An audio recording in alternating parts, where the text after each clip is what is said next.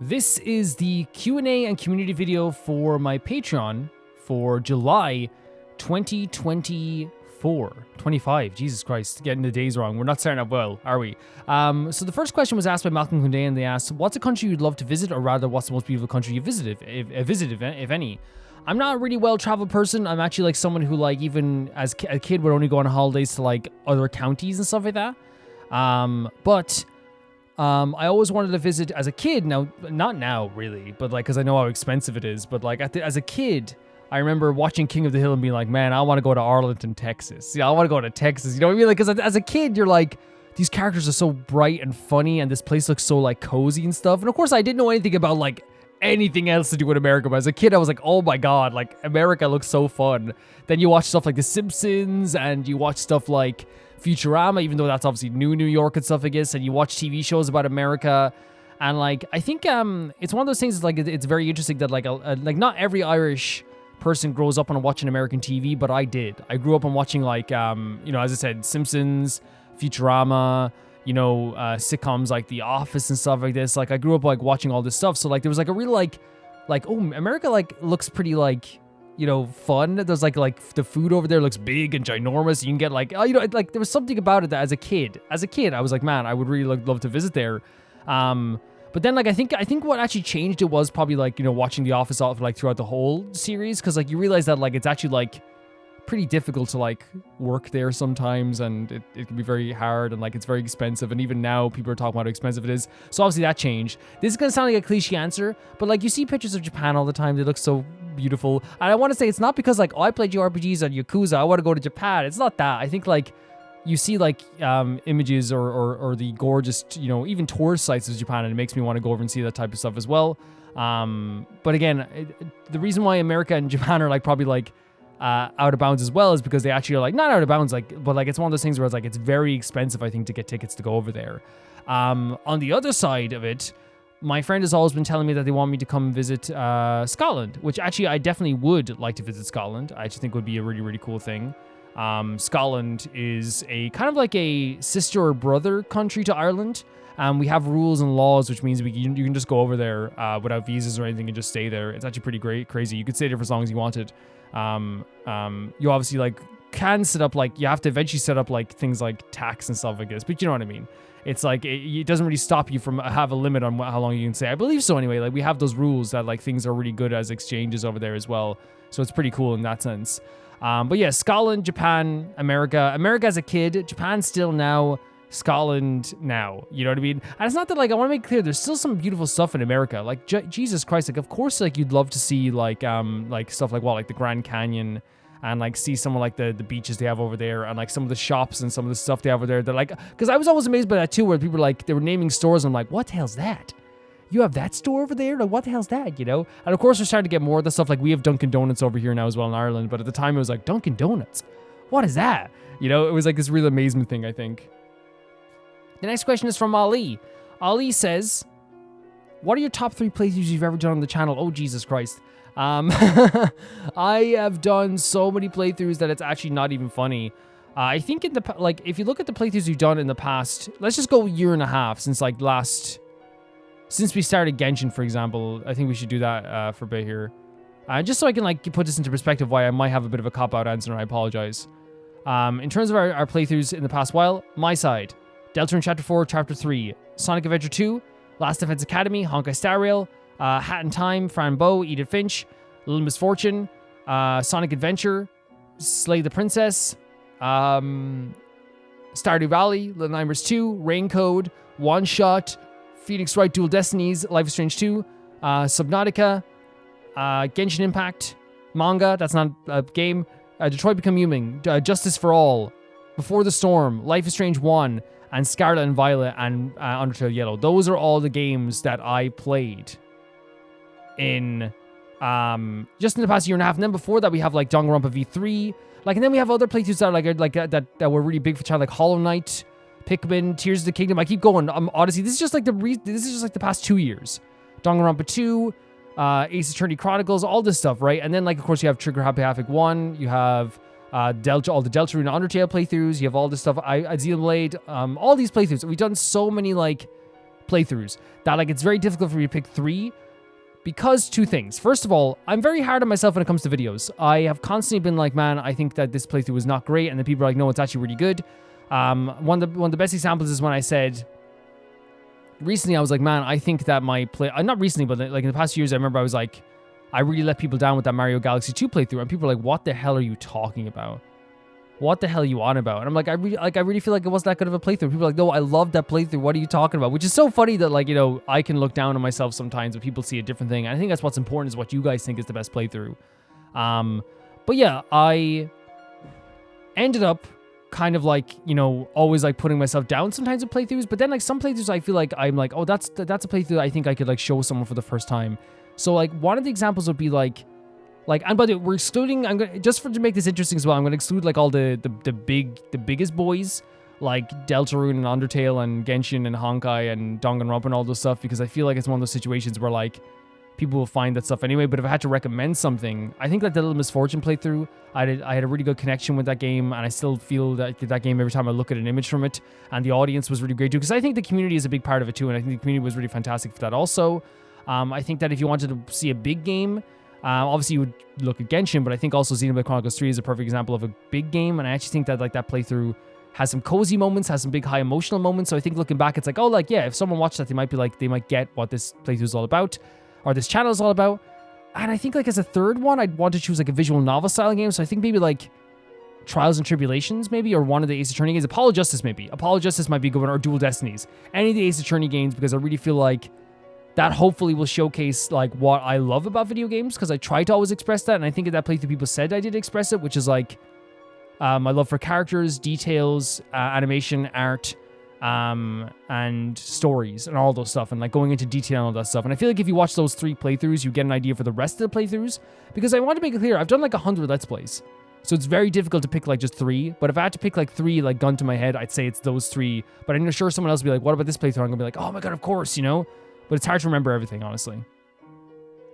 Next question is from Victoria. Which Aeon or Aeons do you think you're most curious about at this point in the story? Are there any you have strongest feelings about so far? I was always super interested in both Aha and the Elation and Zype of Harmony, and of course the Nuke of Destruction too. My answer probably won't be very interesting because I don't think I'm as like smart when it comes to this stuff as you guys are. But I would say Aha is definitely like on top of the list. It's like one of those creatures that like when I met them, I was like, you are absolutely incredible. I think another thing as well is like Nanook terrifies me. And I'm sorry I'm using like Victoria's answers. These are the ones I know the most of, right?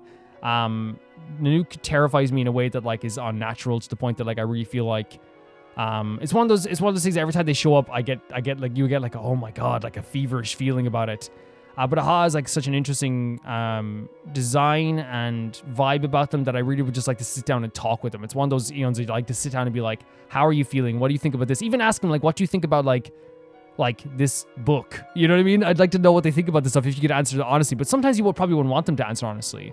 To kind of sidestep this, and I hope it doesn't seem like I'm like copping out again, I personally feel as though I don't know enough about the Aeons, but if I could say that the Aeons in general terrify me. They do terrify me, and I think they've done such a good job of making them feel like they are creatures that I just don't like as beings, because they terrify me, they scare me. They 100% believe that I'm an ant, and they showcase that on a regular basis. But in a second, they could change the whole world, and I think they know this, and they know that it could change like people's lives forever. And it's an absolutely terrifying feeling knowing at any moment they could. And it's an absolutely amazing feeling knowing that they did this amazing writing thing in Honkai, that we're heading towards the nuke in that way. You know what I mean? We're heading towards the nuke. And the build-up to that has been fantastic so far. So yeah, that's my answer. Aha and a nuke as well. But also, they terrify me, and I think they've done such a good job with writing those Aeons as well. Zevi asks, hello, Omar. I hope you have done some hydrating. I actually have. Do you have any personal little rituals you do to boost your luck, or special items to act like a lucky charm? I do not. I don't have a lot of sentimental lucky items, but what I do have is maybe you can call it a ritual, but more if it's a routine. But I feel like it does get me through like a lot of the day. Like, and I know it's gonna sound pretty bad, because it's like, I think whenever I say like, oh, like, you know, I take a break from recordings, people are like, oh, you've like the best job in the world. Yeah, 100% I do. I know I have the best job in the world. But if I didn't take a break after like the first 3 hours, I genuinely feel like the last 2 hours of recording would suffer. Because I'm like my voice would be tired. I'd be kind of like, you know, talking for so long already, and I yap a lot. So like it's one of those things where like I play through like 3 hours of like a Honkai or 3 hours of Genshin or something like that, and then I take a break, and I then play like an hour of like another game and maybe like Last Defense Academy. Now here's the thing, right? The thing I do in between that though is something just so simple, and again it's a routine more than anything, but like it really does like make me feel great. I get a cup of tea, I get like 4 biscuits. And biscuits, I mean like I think they're cookies in America, like a biscuit, like 4 biscuits, like a rich tea biscuit. And I watch a YouTube video of some kind, a short YouTube video, like maybe like 15 to 20 minutes long. And what I feel like that does, and I feel like I never thought about it ultimately, but I feel like subconsciously what it does help me like get a vibe for like the rest of the day. Like you're obviously drinking a tea, which like is good for your voice, and I'm obviously eating a biscuit, which obviously isn't always very good for your voice.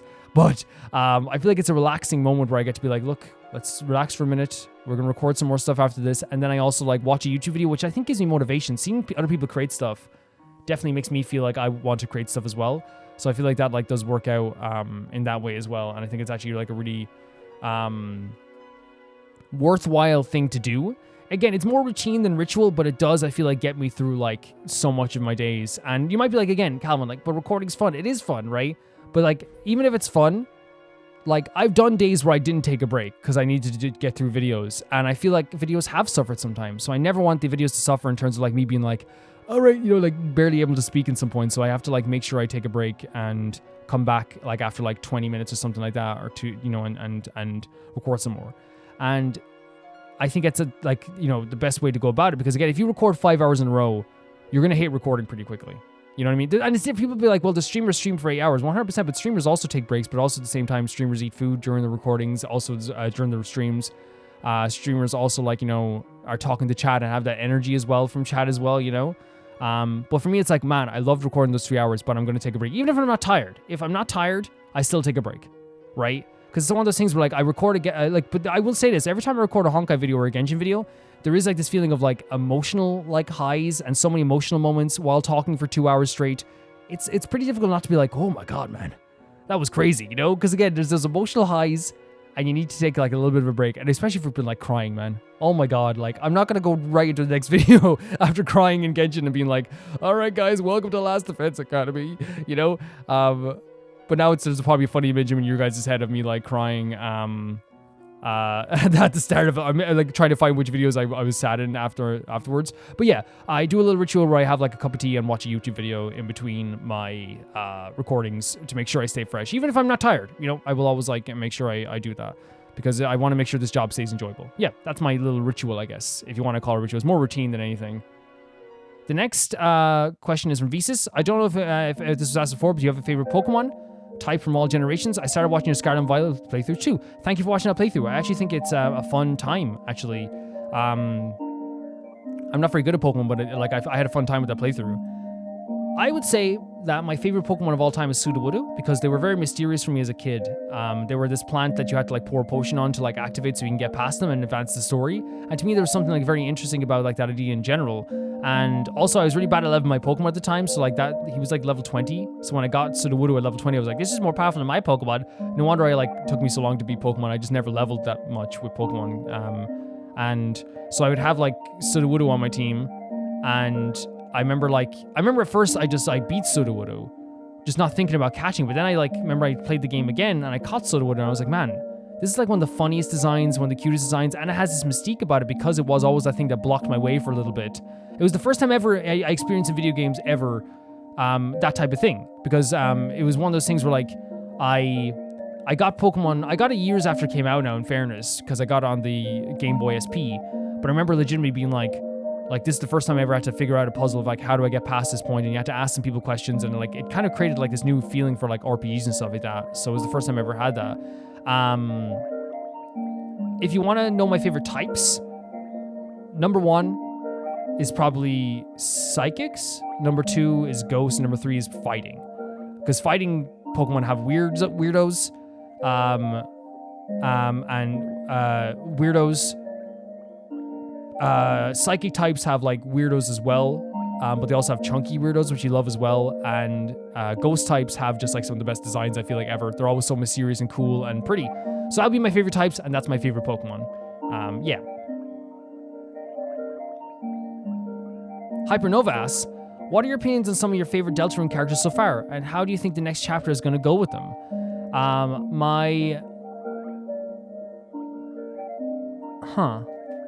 I think we're going to have a Suzy episode. I think we're going to have a Suzy chapter where it's all about... No, it's not Suzy, sorry, Ralsei. I think it's going to be a Ralsei chapter coming up.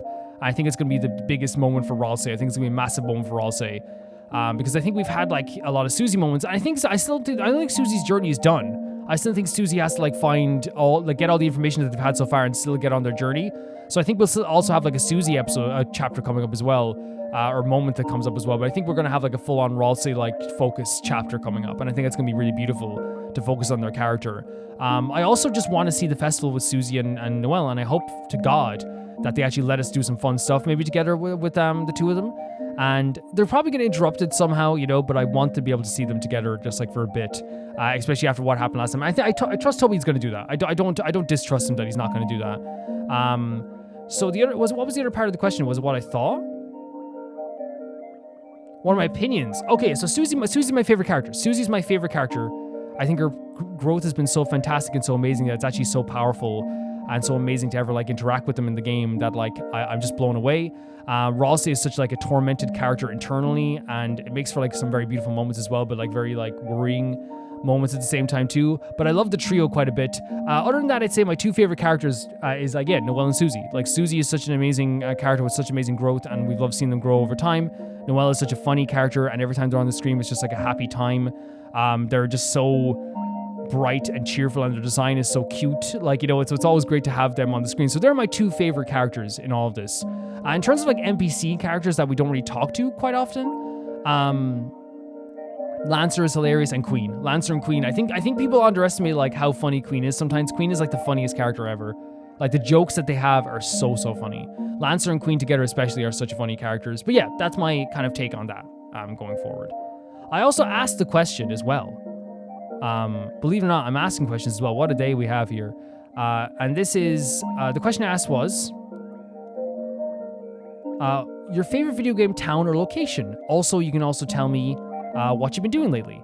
Watch Your Damage says, I think one of my favorite video game towns might be the town of far away from Amori. It's really gorgeous, isn't it?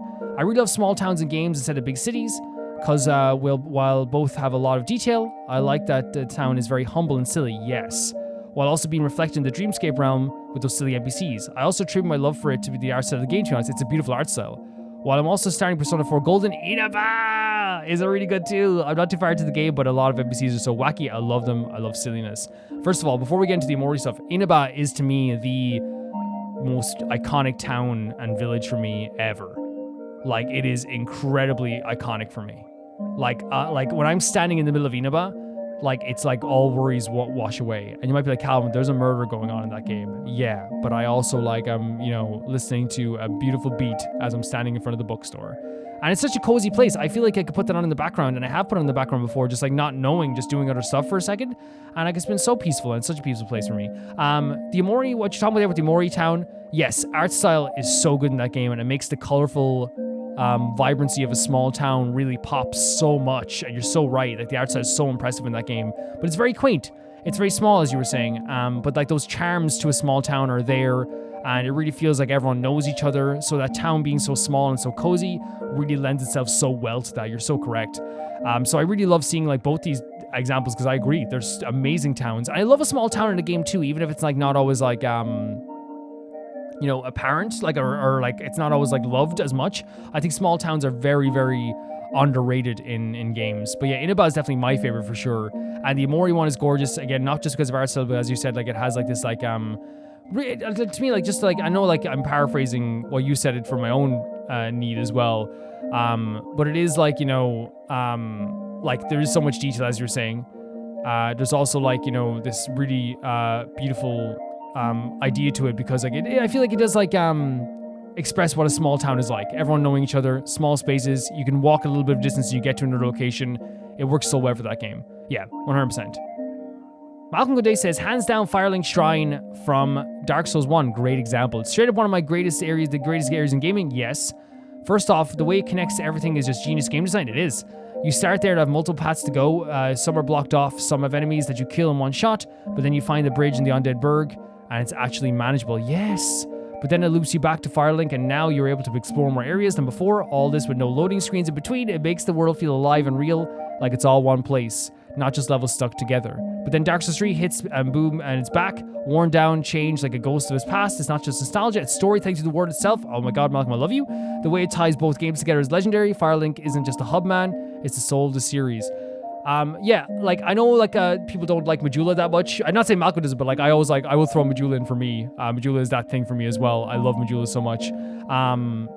But yeah, Firelink Shrine is one of the most beautiful places. The music there as it's playing, the music as you're standing in Firelink Shrine, it hits my heart. I recently booted up Dark Souls 1 because I was doing a playthrough of it on the channel for a bit there, and I remember just like you hear the music and like it's one of those things where you can't stop forever. You have to keep going because it's a playthrough, but such a gorgeous location, and it deserves all the props that Malcolm gave it here as well. The level design in that place is absolutely incredible. It's the definition of a hub, right? It's the definition of a hub. It is, when you think of a hub in a game, this is what you want for a hub. It is, no matter what, all roads, technically, if you want to say technically, will lead back to Firelink Shrine. All paths lead back there. There's so many times during that game, as Malcolm was saying with the level design, that like you will walk around the map, you're like, oh, I'm lost. And then you get to like this new location, or go an elevator, and you go down, you're like, wait, Firelink Shrine, and we're here? Oh, I'm coming up from Blighttown. Oh god, where is this? Wait, I'm here? No way. Go up the elevator again. No way, how did I get here? I'm back in like Firelink Shrine, you know? And then you get the shortcuts, and it's so incredible. You always make your way back there, and getting to Firelink Shrine is one of the safest and coziest feelings ever. When I finally get to Firelink Shrine and I sit down, nothing can hurt me, man. Nothing. Unless an NPC has become hollow. But yeah, still. But yeah, I hope you don't mind me throwing in my Majula into the mix, because for me, like, Majula is like iconic to it, like in a crazy degree that if I hear that music too, I nearly cry for Majula. I'm not saying that Malcolm said that he didn't like Majula. I'm just throwing it in as well because I love the Dark Souls hubs a lot. Really, really incredible stuff. And I think that, like, you know, Bloodborne's hubs and Sekiro's pubs and Elden Ring hubs, they don't, while those games are still incredible, by the way, I want to make it clear, those games are still like 10 out of 10 for me. Sekiro I think is still my favorite FromSoft game, you know? I don't think those hubs have the same magic because I don't think they're going for the same magic. I think the Elden Ring is like, it's supposed to be a congregation place for everybody, which is fantastic. But I think that, like, even like with Sekiro, it just feels like a very like empty space sometimes. And with Bloodborne, it's not meant to feel like home. It's not meant to feel like you're cozy. You know what I mean? It's very interesting in that sense. But yeah, great pick, unbelievably great pick. Firelink Shrine, what a great pick. Victoria says Riften in Skyrim has to be up there with the autumn vibes. It never gets old. I think I know Riften. There's a specific city area of Pecorino and HSR that I adore. In Genshin, probably Liyue Harbor or Port Almost. The music here just makes me happy. Riften is the really beautiful place that you get to later on in the game. It's not hidden, but it's like out of the way from other cities, right? Like it's on the road. It feels like it's on the road, that city. But it does have such a gorgeous location with a lot of like a great utilization of wood patterns and wood bridges and things like this. If I'm wrong, please tell me if I'm wrong, but it's a beautiful, beautiful place. And you hear people talking about like, I'm from Riften throughout the whole game as well. Yeah, I haven't been to Pecorino yet, but I'm actually very excited to go to Pecorino. It seems like people are saying that I will love it, and I think I definitely will. I'm excited to actually see what it is like, honestly. And your third answer was to do with Port Ormos or Liyue Harbor. I think Liyue Harbor is like one of the most iconic locations in the history of video games. I would put it in my top 10 if I did a top 10 video game location. It is a stunning place with such a lively feel to it. There's people doing their job. There's people like doing markets and the beautiful sea out in front of us. There's the boats out on the harbor. There's the beautiful mountains you see in the distance. You can see Ningguang's home above us as well. Like, all that stuff is absolutely incredible, and it genuinely is one of those things where, like, I'm always impressed whenever I see Liyue Harbor. When I go back to it, I feel so amazing too. Port Almost maybe not as much for me because I feel like a lot of like crazy bad stuff has happened in Port Almost that I'm kind of like very scared of it sometimes. But it's still a very beautiful place as well, so I definitely get it. It's like, it's such an impressive location, honestly. But yeah, great picks, honestly. Riften, gorgeous. Again, like I said, uses wood so properly. The people there, honestly, I think are really amazing too. Like, I think talking to them is so interesting. If I'm remembering this correctly, I haven't played the game in years, but it looks, if I remember what I'm remembering, It's a really stunning place. Liyue Harbor, absolutely stunning as well, and Port Ormuz also stunning at the same time too. I need to replay Skyrim. I bought it on the Steam Deck recently, so I think we definitely could replay it 100%. 100%. Waterfall in this is Leanne, sorry by the way. Waterfall in Undertale is genuinely so beautiful, including its sub-areas are breathtaking, and not to mention its OST is magnificent and might be my favorite in the game. Not going to say more on it, but Sonic Unleashed locations and levels are some of my most colorful and lovely and genuinely so beautiful. Not to mention it has some of the best music in the franchise. I'm also quite fond of Rito Village in Breath of the Wild and Tears of the Kingdom. You're amazing, especially when considering the aspects of Andean culture and that were included in the made of the village really fun. I also adore the music being referenced in the Dragon Roost Island. Yeah, these are great picks as well. Obviously, I don't know much about Sonic Unleashed, but we're going to be playing a Sonic Unleashed this year, so obviously I will get to know that at some point as well. And like, can I be honest and say I don't remember what Waterfall is, but I'm imagining it's probably the place where all the plants. Is that correct? Maybe I'm wrong. I might look it up. Again, it's been so long since I haven't played Undertale since I played it on the channel with you guys back in like 2021. It's literally been that long since I played Undertale, and I like it that way, you know. But yeah, remind me of that. But they have some beautiful locations in Undertale, and Sonic Unleashed again is a game I can't wait to play. It seems like it's going to be amazing, and I love playing Sonic games. But I'm so excited to play this just because people have been hyping it up so much, and I think that when people hype this games up on the channel, it definitely does live up to the hype quite a bit too. I think in Breath of the Wild and Tears of the Kingdom has some of the most underrated places ever, like legitimately so, in terms of locations. Like, I think, the Rito Village is absolutely gorgeous. Of course, it's absolutely gorgeous. Now, for my favorite, I think it's Gerudo Village. Like, I love Gerudo Village so much. I think it's like my favorite place in the game. And I don't usually like desert areas. I'm not a big fan of desert areas, but I love looking at Gerudo Village and going to Gerudo Village. But I think that Rito Village is one of the most beautiful places in the world. You can feel the cold. The Rito Village, yeah, you can feel the cold. The people there are absolutely incredible as well. A great story to the locations as well. But yeah, just absolutely stunning locations in those games. And I really feel like those games are some of the greatest games of all time. And they won't be remembered fully as that until years later, I feel like, because I think it's easy to hate on them sometimes because it is so popular, right? But like, no one can understand like how like amazing, like, unless you play them fully. Now you can dislike them 100%, but I'm saying like for people that love them, I think you guys know what I'm saying when I say how much I love those games and how much those locations are absolutely gorgeous. They are absolutely stunning in every single way. So I think another mountain of great picks here from Leon. So thank you so much for this pick here. I can't wait to play Sonic Unleashed. I cannot wait. I cannot wait to play Sonic Unleashed. I think it's going to be absolutely incredible. That's going to do it for this video, guys. Thank you so much for watching, and thank you so much for supporting me and asking questions and listening to these questions as well. I know people love hearing these Q&As as well, which is actually great, by the way, because like it's a Patreon reward, but like I'm really glad that like we can do stuff like Worm Reacts and Q&As as not like exclusives, but stuff that like people can enjoy as like content as well. I'm very glad that people do enjoy them. It's really nice because, it warms my heart. It does. Thank you to TyFire2, JB Bowl, Johnny the Banana, the Ghost Fiend Azuma, Felicitas Felix, Yule, Radish, Anusta, Death Trap, Lynx Marky, Assassin, True Beano Butter, Peter Shelson, Heck, Leanne, High Casparian, Jared Beanham at the High Streamer YouTube, Blasco, and Royal Gamer 7, and I'll see you all so soon. Bye bye.